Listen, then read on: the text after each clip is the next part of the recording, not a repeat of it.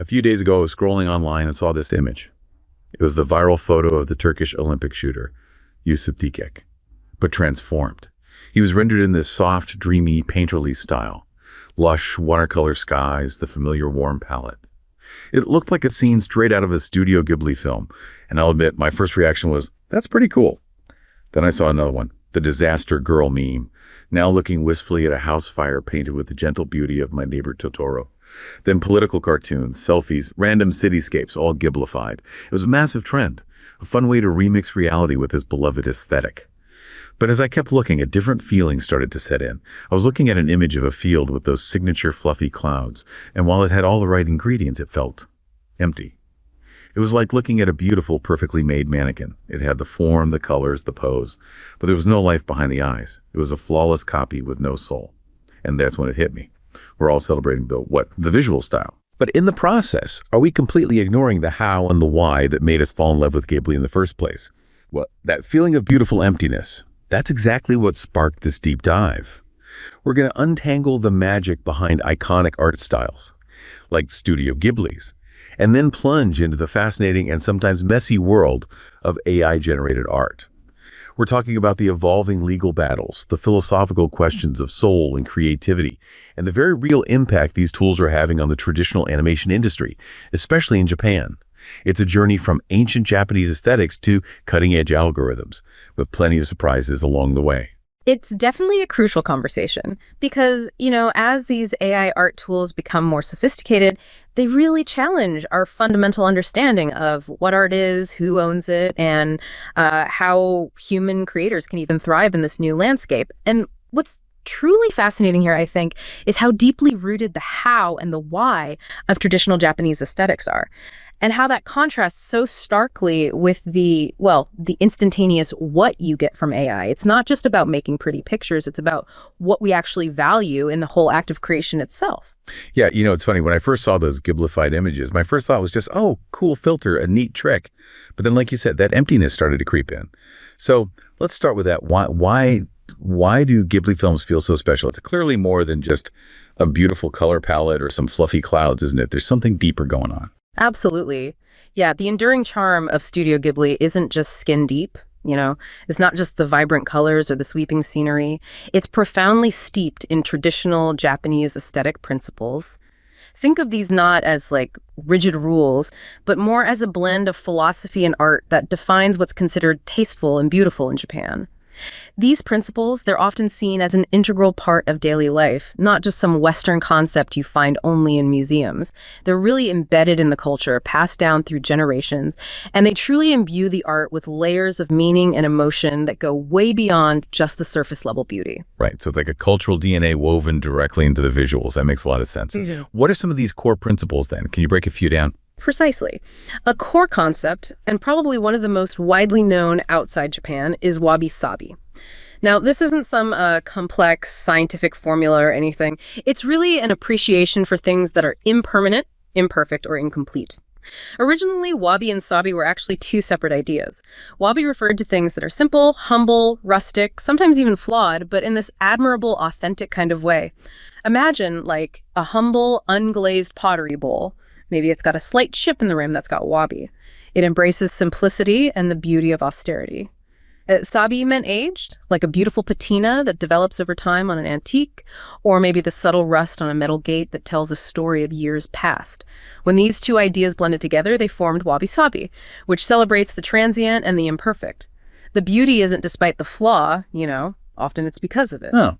So it's not about chasing flawless perfection, but about embracing the beauty in decay or simplicity. That's such a different mindset from a lot of Western ideals where we often prize symmetry and super polished surfaces. How does Ghibli actually incorporate that? It's a really fundamental difference, yeah. Think of the contrast between, say, a glittery, highly polished European diamond cut for maximum sparkle, and then maybe a piece of humble jade, the jade, right? With its subtle variations, natural inclusions, and that soft, understated beauty that actually deepens with age, that embodies wabi-sabi. It's not about dazzling brilliance, but this deeper, more organic beauty that speaks to authenticity and age. In Ghibli films, you see wabi-sabi everywhere. It's in the lovingly detailed rustic homes, the aged wooden beams, the rain-streaked windows, or even the slight imperfections in how characters move that make them feel more alive, more relatable. It's in the quiet acceptance of nature's cycles, even when they involve decay or change. A traditional Japanese tea room, for instance, is a perfect example of wabi's simple, unadorned, rustic. And if it's aged with the gentle patina of oils and dirt from years of use, it also becomes sabi. This appreciation for aging isn't just superficial, it's profound. It's tied to a Japanese Buddhist understanding. Seeing the impermanence in a bowl helps you appreciate the impermanence of all things, ourselves, our loved ones, careers, dreams. It's about finding beauty in the fleeting nature of existence itself. That brings a real sense of groundedness to their worlds, doesn't it? A kind of lived-in reality. And then there's mono no aware, which I've heard translated as the pathos of things. How does that fit into the Ghibli picture? Mono no aware. Yeah, it's often translated as the pathos of things, or maybe a poignant appreciation for the ephemeral. It's that bittersweet emotion you feel watching cherry blossoms burst into bloom. They paint the landscape with vibrant pinks, and then within days they just fall, carried away by the wind or rain. It's exquisitely beautiful, sure, but it's also a poignant reflection on the transient nature of life itself. It's a deeply felt empathy towards the fleeting existence of beauty and life. In Ghibli films, you see this constantly. Think of the lush forest that might be threatened by human expansion, or the powerful yet vulnerable spirits you encounter. It's in those quiet moments of transition, the goodbyes, the understanding that even the most joyful times will eventually pass. It imbues their fantastical worlds with this sense of gentle melancholy and profound emotional depth. That makes perfect sense for Ghibli. So many moments in their films are beautiful, but carry that hint of melancholy or impending change. It's never just pure, unadulterated joy. There's always that underlying awareness of impermanence, which somehow makes the joyful moments even more precious, right? Exactly. It adds that layer of depth. And Japan has many other aesthetic principles that contribute to this incredible richness in their art. Take Miyabi, for example. Miyabi translates roughly to elegance, refinement, or courtliness. It's about eliminating anything absurd or vulgar, polishing manners, diction, feelings to achieve the highest grace. It's deeply connected to that bittersweet awareness of impermanence, much like mono no aware. Things, even in decline, can show a great sense of Miyabi. It's a kind of cultivated, aristocratic ideal of beauty. You often see it in the elegant architecture or traditional kimonos depicted, but also in the refined gestures of a character, maybe like Princess Mononoke, or the quiet dignity of a witch like Kiki. Right? A sort of dignified beauty, even when facing hardship or change. And then there's Shibui and Iki. They sound kind of similar, but I get the feeling there are subtle differences. You're right to pick up on the nuance there, yeah. Shibui speaks to a simple, subtle, and unobtrusive beauty. It balances simplicity with subtle details, like textures or particular shade of color. It's not something that hits you immediately, like bam. Rather, it's a beauty that grows on you over time as you find new meanings and layers within it. Think of it like a perfectly brewed cup of green tea, simple, but with profound depths of flavor that reveal themselves with each sip. It's not to be confused with wabi-sabi, which can sometimes exaggerate imperfections for effect. Shibui walks this fine line between contrasts, like elegant and rough or spontaneous and restrained, achieving a quiet sophistication that is never flashy or ostentatious. You'd see this maybe in the understated strength of a character's design or the balanced composition of a background that doesn't scream for attention but really rewards a longer look. So it's about a beauty that reveals itself over time, rather than demanding attention immediately, like a slow burn of appreciation. Precisely. Yeah, it's a beauty that invites contemplation. And that leads us to Iki, which is another fascinating concept. Iki represents simplicity, sophistication, spontaneity, and originality. It's ephemeral, measured, unself-conscious, and not overly refined or pretentious. Now, unlike wabi-sabi or shibui, which you can find in natural objects, Iki signifies a personal trait or maybe an artificial phenomenon exhibiting human will or consciousness. It is not found in nature itself, but expressed in human appreciation of natural beauty or in human actions. It's often used as a compliment when applied to a person, signifying a tasteful manifestation of sensuality, perhaps, or a certain flair without being showy or vulgar. Think of a character who moves with this understated grace, or makes a witty remark that is both clever and completely unforced. It's kind of effortless cool, you know? And beyond these aesthetic principles, which describe a sort of state of being, there's also Geido, This refers to the traditional Japanese arts disciplines like flower arrangement, ikebana, calligraphy, shodo, or the tea ceremony, shonoi. These aren't just hobbies or crafts. They are considered profound ways or paths. Do means way or path. They carry deep ethical and aesthetic connotations, teaching an appreciation for the process of creation itself. The years of dedicated practice, the spiritual journey involved, the meticulous steps, the unwavering focus, it's all part of the art, and it shapes the artist profoundly. And this emphasis on process, on the human hand, that sounds like it ties directly into Ghibli's famous hand-drawn animation. That dedication is almost legendary, isn't it? It absolutely does, and it's really critical to understanding their magic.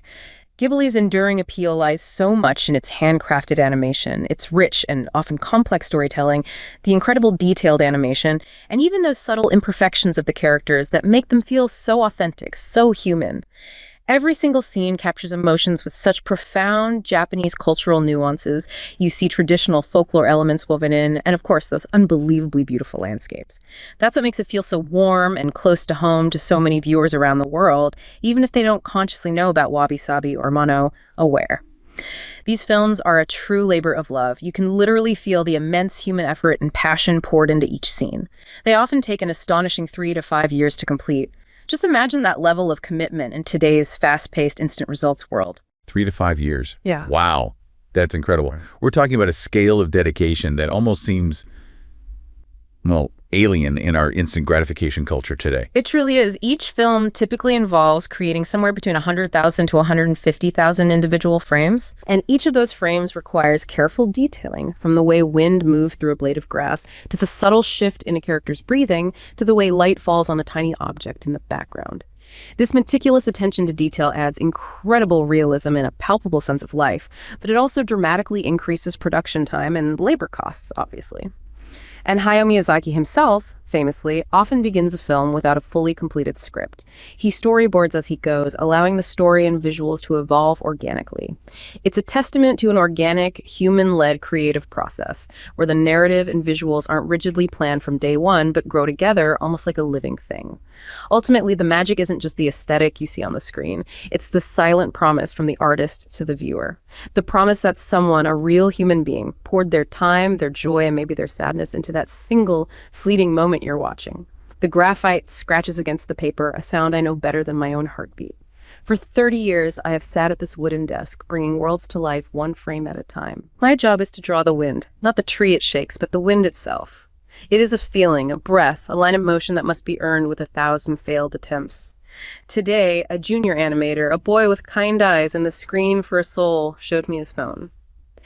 On it, a perfect pastoral scene, a girl with a straw hat chasing a cat through sun-drenched fields, all in the unmistakable style of our studio, of my studio. An AI made it in 10 seconds, Kenji-san, he said, his voice full of a strange, hollow awe. He did not see the blasphemy. He saw efficiency. I looked at my hand, at the calluses on my fingers, the permanent gray smudge on my palm. This hand is slow, it aches, it is imperfect. But it has spent a lifetime learning the weight of a raindrop, the joy of a child's run, the quiet sorrow in a closing door. The AI can mimic the lines, but it can never have the memory of the life that created them. It has the image, but we have the wind. Wow. That story really hits home. It's about the human element, isn't it? The experience, woven into the art, the process. It's about so much more than just a final image. And that's precisely where AI starts to get incredibly complicated. So if Studio Ghibli's style is so deeply human and labor-intensive, built on decades of lived experience and these profound aesthetic principles, what happens when an AI can just Ghiblify any image in literally seconds? This throws us straight into a legal and ethical chaos, doesn't it? It feels like the Wild West out there for intellectual property right now. It absolutely does. Yeah, this situation immediately brings up that fundamental question. Who actually owns the art generated this way? And maybe even more urgently, what are the implications when these powerful AI models are trained on thousands, maybe millions, of copyrighted images without explicit permission from the original creators? The problem isn't just about the output image you see. It's about the very foundational mechanism of how this AI art works. An AI fundamentally analyzes existing patterns, it remixes them, borrows elements, and sometimes, quite frankly, it outright copies elements it's learned during training. It's not truly creating something original in the human sense, with personal intent or emotion driving it. It's more akin to a super sophisticated pastiche machine. And you mentioned Hayao Miyazaki earlier. He has a famously strong dislike for automation and animation and reportedly called AI-generated art an insult to life itself, which I think captures the sentiment perfectly for many human artists. Insult to life itself, yeah, that's a pretty strong condemnation. So on the legal front then, some might argue this stylistic transformation is okay, maybe falls under something like fair use, perhaps, but others would definitely say it's just outright theft or at least unauthorized copying. Where does the law actually stand on that right now? Is it clear? It's a truly contentious area and definitely not clear yet. Legally, some indeed argue this stylistic transformation, where an AI takes a style and applies it to new content, could fall under fair use. Now, for listeners who might not know, fair use is a key concept mainly in U.S. copyright law that allows limited use of copyrighted material without permission for purposes like commentary, criticism, news reporting, teaching, scholarship, or research. The argument is that the AI's output is transformative because it's generating something new using the style, not just copying the original work. However, many others see it as clear-cut imitation or at best an unauthorized derivative work, especially given that these AI models are trained on vast data sets that often include copyrighted images scraped from the internet without explicit permission from the original creators. This is where the lines get incredibly blurry and are currently being fiercely debated in courts all around the world.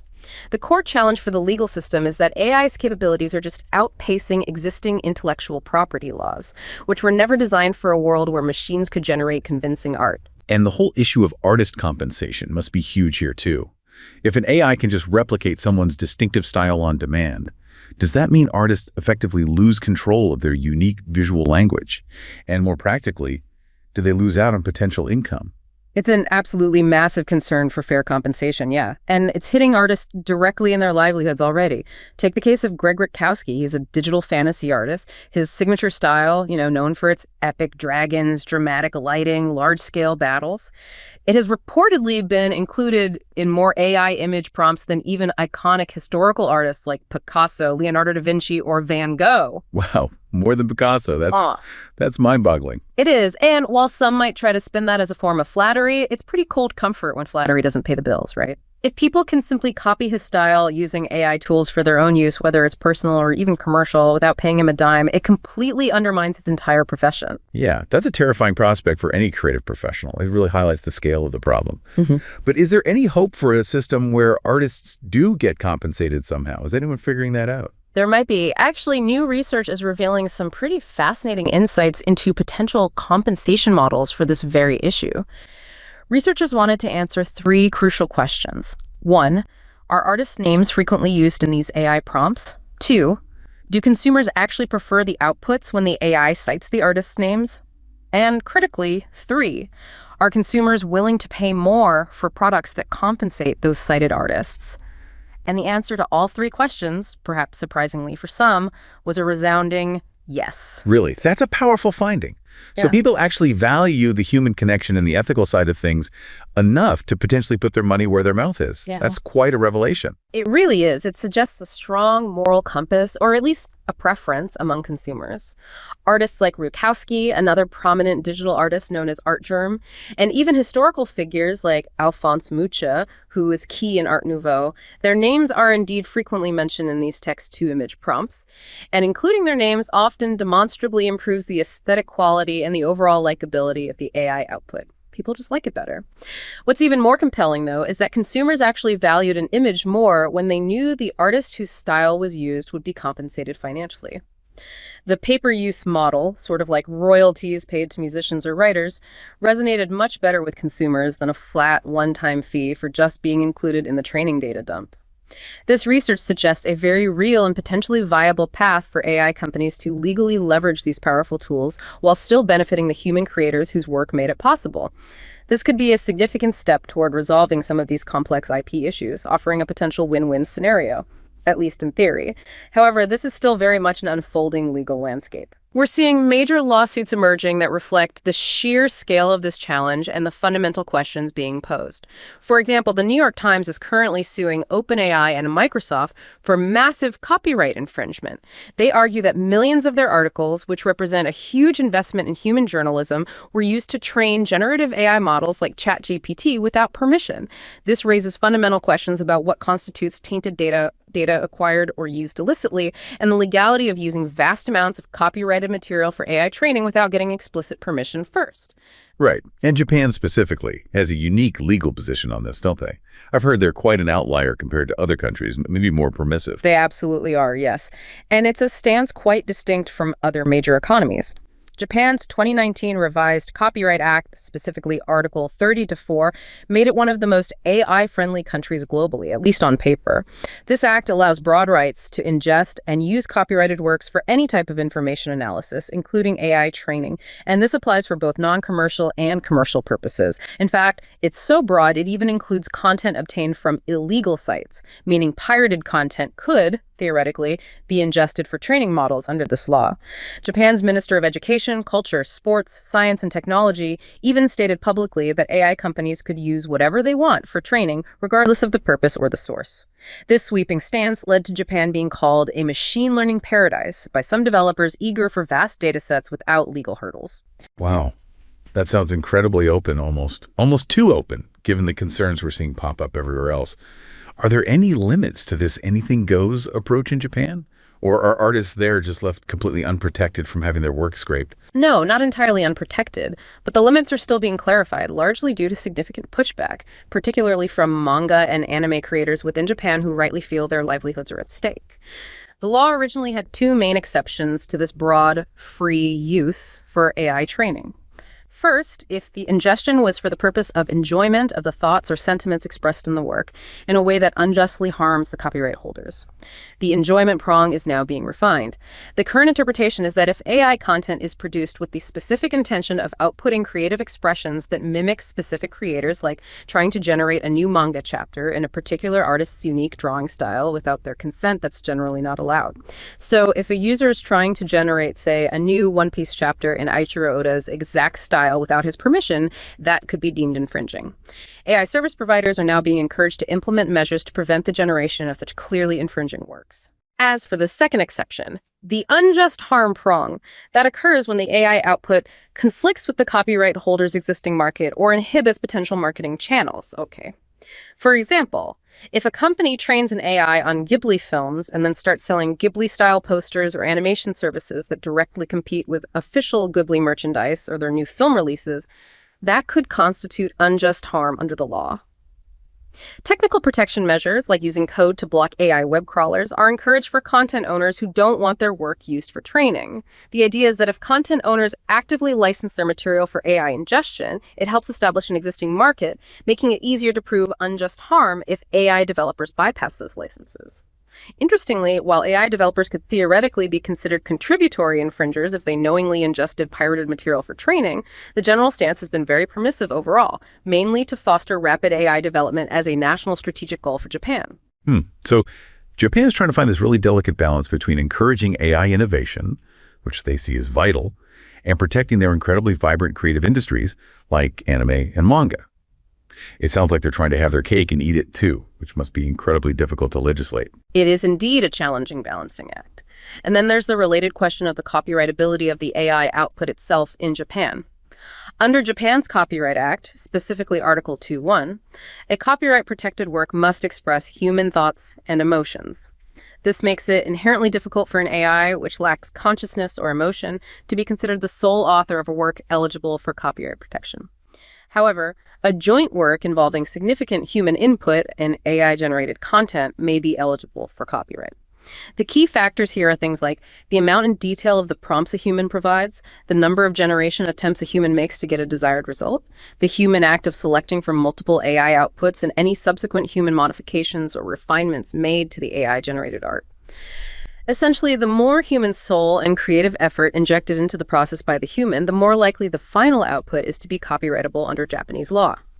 This contrasts pretty sharply with the situation in the US, where fair use litigation is ongoing and the landscape is still very much in flux. Or the UK and EU, which generally have stricter limits on using copyrighted data for commercial training and are generally more cautious. Singapore, for instance, puts a strong emphasis on using trusted data sources from the outset.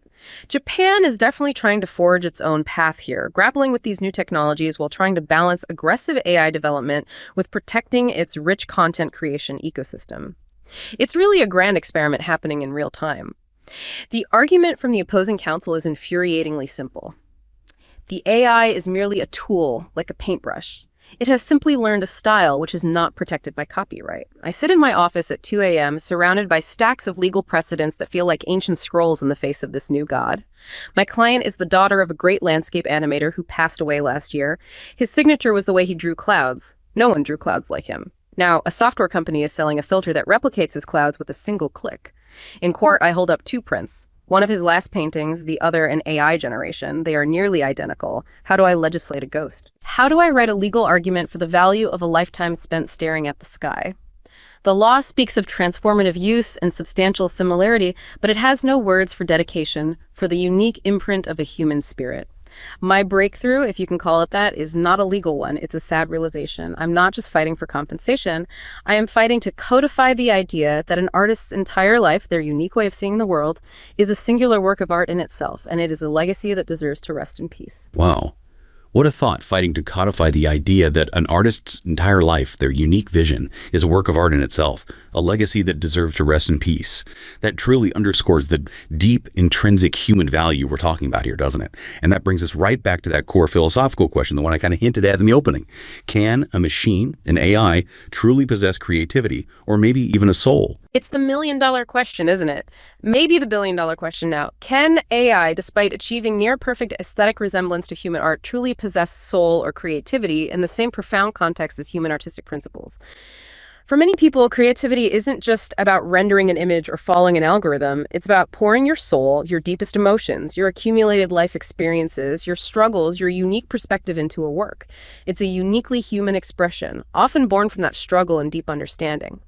AI, however, fundamentally operates by analyzing existing patterns, remixing them, borrowing elements, and sometimes, as we discussed, outright copying. It speeds up this process to mere seconds with minimal effort required from a human typing a prompt. So, is it truly original creation, or is it just an advanced form of incredibly sophisticated copy-pasting?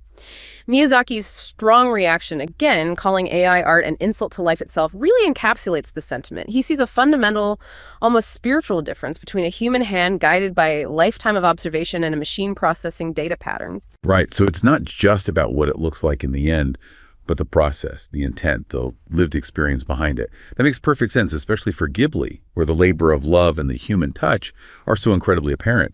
But then this leads into an even bigger, perhaps stranger question about AI consciousness, doesn't it? Can AI actually think or feel in any meaningful way? Are we building something that could have a mind? Indeed. Yeah, the very presence of recursive algorithms and self-referential systems in modern AI sparks this deep philosophical debate about machine consciousness. Could these systems actually achieve something akin to human thought or self-awareness? Philosophers often distinguish between what they call functional consciousness and phenomenal consciousness. Functional consciousness basically means that integrated information is available for use within the system. The AI can process data, make decisions based on that data, and perform complex tasks, much like a very, very advanced calculator. But phenomenal consciousness refers to subjective, qualitative experiences, what it actually feels like to be conscious, what it feels like to see the color red, or feel the warmth of the sun, or experience profound sadness or joy. Most arguments currently suggest that today's AI only possesses functional consciousness, not phenomenal consciousness. It can act as if it feels, it can simulate emotion based on its training data, but it doesn't feel in the way we understand it. It's like a brilliant actor who can perfectly mimic an emotion without actually experiencing it internally. That's a stark distinction. So an AI can process all the data associated with the word red. It knows the wavelength, it's seen millions of red images, but it doesn't have that visceral personal experience of redness that we do when we see a sunset or blood. Exactly. And this leads to one of the core challenges in AI philosophy, something known as the symbol grounding problem. AI systems process symbols, words, pixels, data points in isolation, without a real-world context or a deeper understanding of their meaning. It's a bit like Plato's famous allegory of the cave, where prisoners only perceive shadows flickering on a wall, not the real objects casting the shadows. An AI might have processed millions of images labeled cat, but it doesn't know what it's like to stroke a cat's fur, hear it purr, feel its warmth, or be scratched by its claws. It lacks the rich sensor-motor experience that grounds human understanding. We learn what red truly is by seeing it in a sunset, feeling the heat of a fire, maybe experiencing the emotion of anger sometimes associated with it. An AI just processes the RGB values for red. This fundamental disconnect might be why its creations, though visually perfect, can sometimes lack that deeper resonance, that soul we talked about. So AI can process vast amounts of information about the world, but it doesn't experience the world in the same embodied, subjective way we humans do. It's like reading a detailed recipe versus actually tasting the final dish. The knowledge is there, but the experience is missing. That's a perfect analogy, yes. And this takes us to the philosophical concepts of intentionality and qualia. Intentionality is the aboutness of our mental states. Our thoughts are always about something specific. When I think of a Ghibli cloud, my thought is about the specific fluffiness and wistfulness of those animated clouds tied to my memories and feelings about the films. While AI can represent things, generate images of clouds, is its purely computational aboutness, the same as conscious intentionality, where there's a subjective, meaningful connection. It's debatable. And qualia, as I mentioned, are those raw, subjective experiences, the what it's like of consciousness. This is what philosopher David Chalmers calls the hard problem of consciousness. How and why do we have these qualitative, subjective experiences at all? When you watch Spirited Away and feel a pang of wonder or maybe anxiety for Chihiro, that feeling is a qualia. Even if an AI system could be programmed to report having experiences analogous to human qualia, how could we truly verify the existence of genuine subjective experience inside a computational system? It's profoundly difficult, maybe impossible, to distinguish true consciousness from just sophisticated mimicry. We simply don't have a reliable consciousness detector yet. Then there's a complex theory called integrated information theory, or IIT.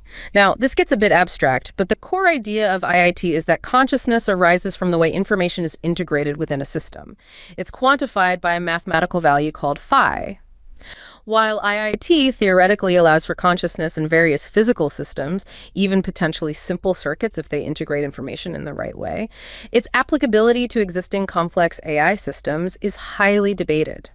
They might not process information in the specific way IIT prescribes for consciousness to emerge, meaning they might not be conscious under this particular theory despite their incredible complexity. And we as humans bring our own biases to this whole discussion. Chalmers also introduced what he calls the meta problem of consciousness.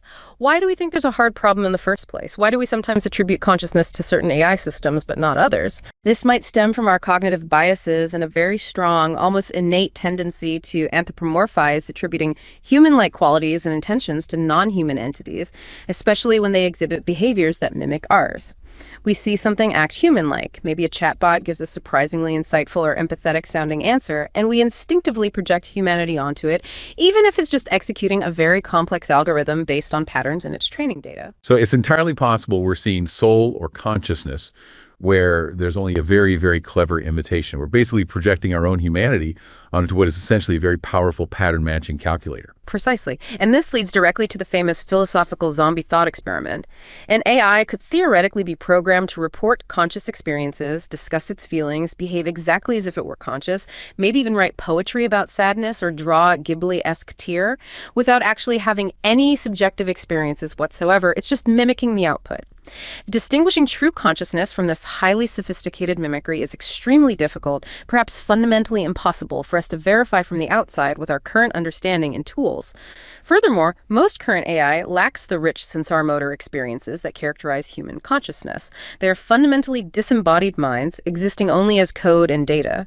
This raises deep questions about whether a disembodied AI can truly be conscious in a way that aligns with our human understanding, which is so deeply tied to our physical bodies, our senses, our interactions with the real world.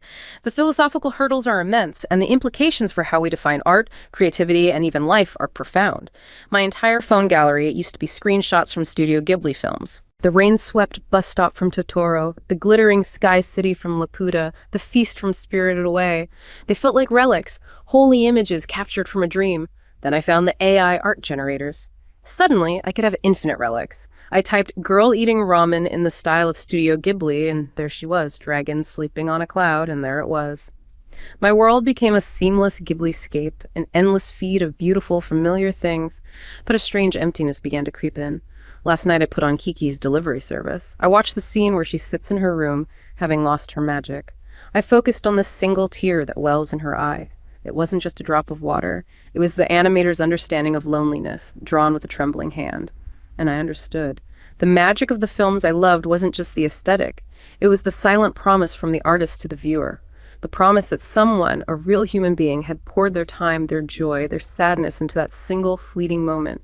The AI gave me 1,000 perfect pictures, but it was the one imperfect human tear that held the soul. That raw human emotion captured in that imperfect tear, that's the magic we're talking about, isn't it? The weight of human experience, the touch of a human hand.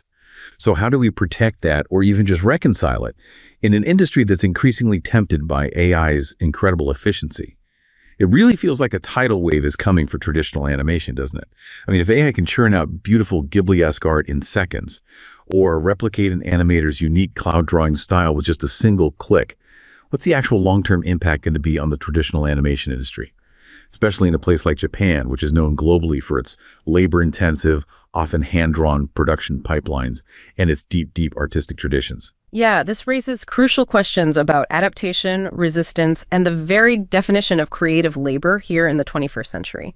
The fear of AI taking creative jobs is no longer just theoretical for many people. It's becoming a tangible reality for artists, designers, photographers, authors, musicians all across the globe. And we're seeing a significant backlash, with many creatives fighting back through what some are calling Luddite resistance tactics. Not smashing machines, but things like actively opting out their work from AI data training by adding specific tags or disclaimers to their online portfolios. Or posting not AI signs or badges on social media to clearly distinguish their human-made art from generated images.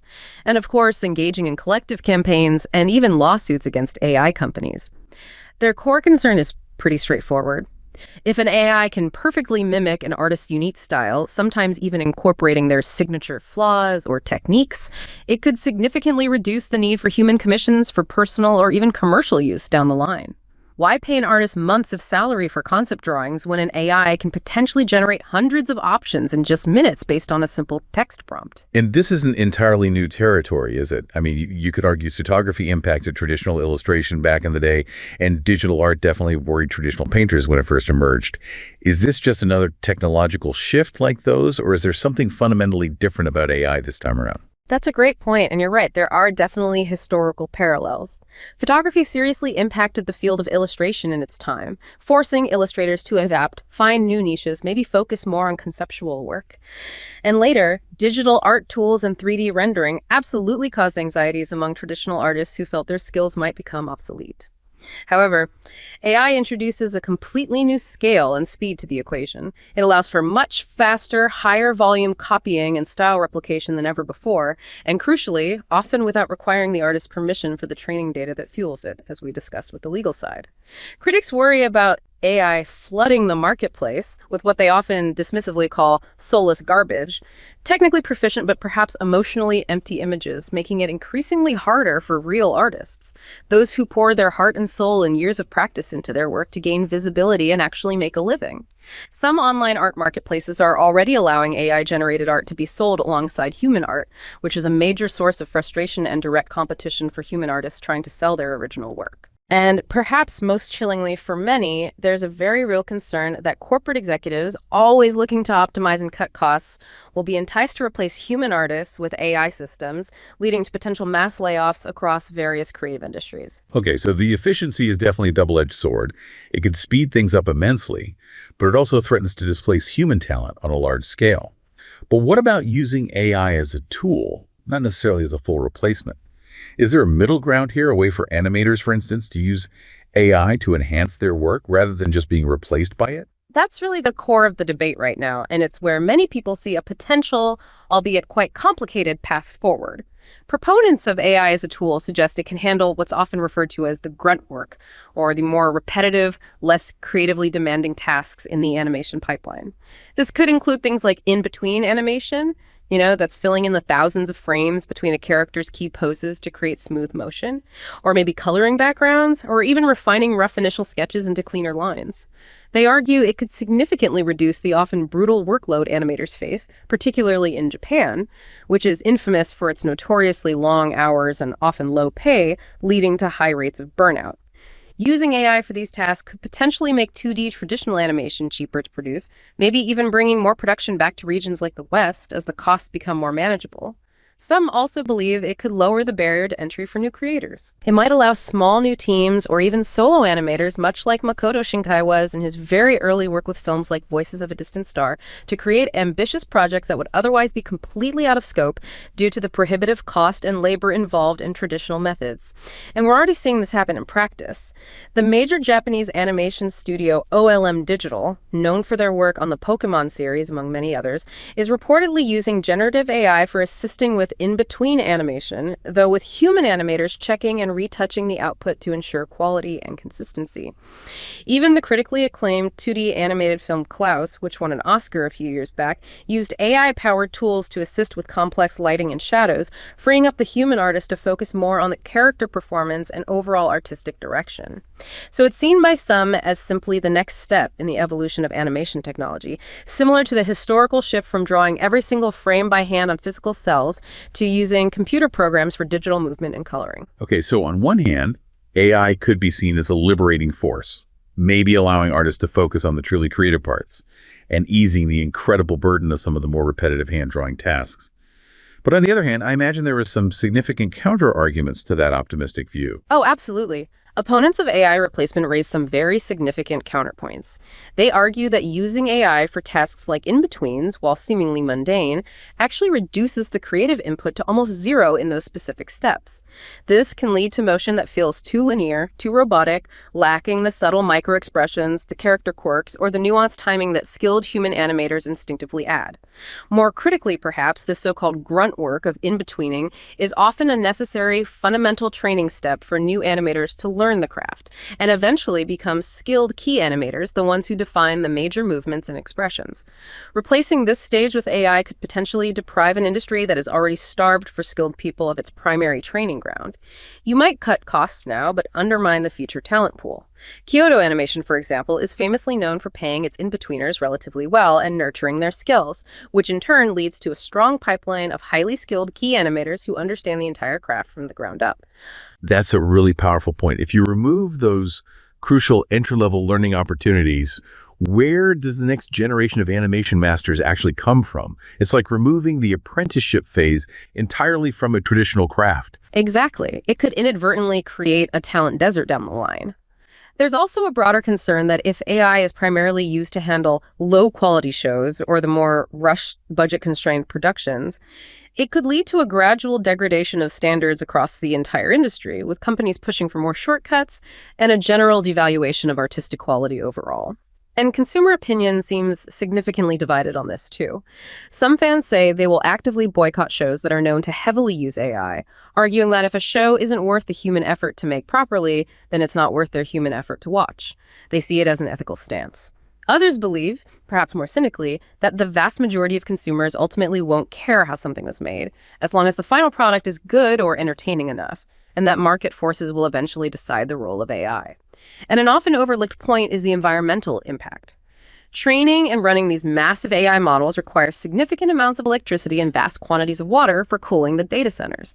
Some argue this is inherently worse for the environment compared to human artists working with traditional tools or even standard digital software. Many artists also continue to argue, quite forcefully, that AI in its current form is essentially a plagiarism machine, built by stealing artists' work without permission to train its models, fundamentally undermining the artistic commons. The core philosophical argument often remains. Creativity is one of the most uniquely human things we do.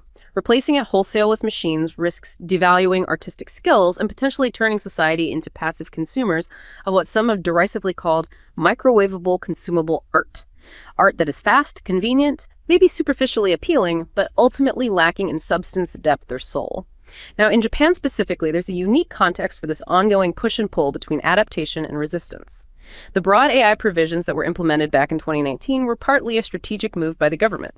AI is seen by some policymakers as a potential solution to Japan's swiftly aging population, which is leading to serious labor shortages in many sectors. It's also seen as a way for Japan to quickly develop AI capabilities, given the relative lack of major homegrown AI providers compared to, say, the US or China. So the Japanese government has this strong incentive to aggressively support AI development, even while it's simultaneously struggling to figure out how to properly reward content holders for their creations being used in that development. It's a really tricky tightrope walk for them. Right, so it's almost a national priority driven by these larger economic and demographic factors, maybe even seen as a necessity, which puts Japan in a pretty unique position compared to other countries wrestling with this. But how are individual Japanese creators actually responding to this on the ground, beyond the general pushback we mentioned earlier? Well, it's definitely a mixed bag and certainly not a unified front. Some Japanese manga authors are already experimenting with and even actively using AI tools for inspiration and sometimes efficiency. Aikiro Oda, for example, the legendary creator of One Piece, has openly noted that he used ChatGPT to help him overcome writer's block for certain plot points, treating it more like a brainstorming partner than a replacement. There was even an AI-designed manga published a while back titled Geido, which was created using NVIDIA's Stylegan technology. It specifically mimicked the iconic art style of the revered father of manga, Osamu Tezuka, which, as you can imagine, sparked a huge amount of debate within the industry and among fans. While these are notable examples, they certainly don't represent the entire industry's view, and many creators remain deeply skeptical or outright resistant to incorporating AI into their core creative process. Looking ahead, the long-term impact on the industry will likely involve a significant shift in the kinds of skills that are most valued. The purely repetitive drawing tasks might diminish in importance, but human judgment, critical thinking, and creative direction will likely become even more crucial. Skills like managing interpersonal relationships within creative teams, interacting directly with human clients to understand their vision, and working effectively with the physical environment, these are all areas where AI currently falls short. Soft skills like profound creativity, critical thinking, emotional intelligence, complex problem solving, and ethical reasoning will likely be paramount for workers navigating an increasingly AI-powered future. This suggests that the human element won't disappear entirely, but might evolve into a role more focused on guidance, curation, quality control, and infusing that irreplaceable human spark and intent into the final product. And looking even further ahead, the potential emergence of truly conscious AI, as we discussed philosophically earlier, however remote that might seem now, could necessitate a complete rethinking of some of our most fundamental concepts. It would challenge everything from labor rights, does an AI that genuinely feels deserve compensation or rights, to fair compensation models for human creators whose work might be built upon, and maybe even the basic framework of our current economic systems. It would force a profound transformation in our understanding of creativity, authorship, and maybe even personhood itself, opening up incredibly complex questions that we are only just beginning to grapple with as a society. It's such a complex balancing act, isn't it? This huge push for efficiency, for solving societal problems like labor shortages, versus the need to preserve human craft, artistic spirit, and the very essence of what makes us creative beings. It really seems the future of art and creativity is less about what AI can technically do, and much more about what we as humans collectively decide it should do, and what aspects of the creative process we ultimately choose to value and protect. Precisely. I think this deep dive really shows that while AI offers these unprecedented capabilities, it also powerfully compels us to re-examine the intrinsic value of human ingenuity, human emotion, and the often painstaking, time-consuming labor that has always defined truly impactful and resonant art. It asks us to look beyond the perfect, polished surface to the messy, beautiful, imperfect human experience that underpins true creation. We've journeyed through the philosophical underpinnings of Japanese art, navigated the murky legal quagmires of AI mimicry, and explored the seismic shifts potentially facing the animation industry. It's clear that the lines between inspiration, imitation, and innovation are blurring faster than maybe a Ghibli background painter's brushstroke ever could, pushing us all to define what we truly cherish in art and the act of making it. Yeah, the conversation about AI-generated art isn't just about technology or complex legal frameworks. It's really a profound reflection on human nature, on creativity itself, and on the very essence of what makes something meaningful to us as human beings. It challenges us to articulate why a single hand-drawn tear or a subtly rendered gust of wind in an animation can sometimes carry more emotional weight and resonance than 1,000 perfectly generated images. It's definitely a brave new world out there full of incredible possibilities, but also some pretty significant challenges. And we'll keep unpacking it one deep dive at a time.